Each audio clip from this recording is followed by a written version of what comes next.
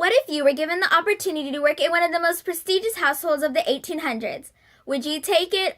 Would you try to live the American dream? Clara Kelley did in The Carnegie's Maid. Hi, my name is Francesca Egana.Marie Benedict takes the readers into the 1800s and narrates the lives of the Carnegie family and the people living in the 1800s. This book takes place in the time of the Civil War and shows the American dream of 19-year-old Clara Kelley, an Irish immigrant. She travels a voyage to America in order to find work so that she can provide for her family. Somehow, she ends up in the prestigious Carnegie household. She works as a lady's maid for Mrs. Carnegie and breaks one of the most important rules there are to being a lady's maid: never to intermingle with the upper class. Clara meets Mrs. Carnegie's son, Andrew Carnegie. Something draws them slowly together throughout the book. They grow closer and closer to each other throughout a series of events.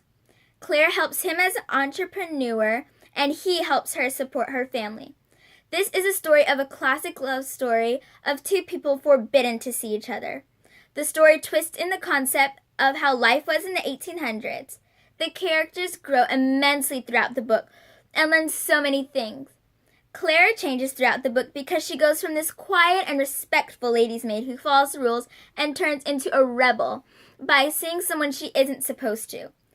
Clara and Mr. Carnegie has this special relationship that draws them to each other because they share a lot of the similar interests. They help each other change into better people and realize their purposes.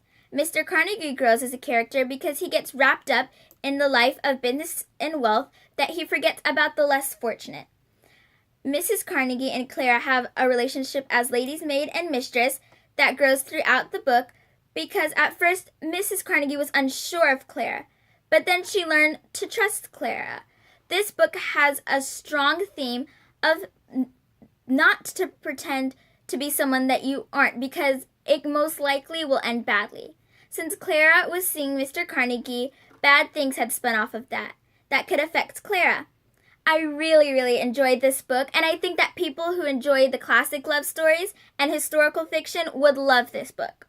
I rate this book 5 stars for having a great theme and giving me a whirlwind of emotions.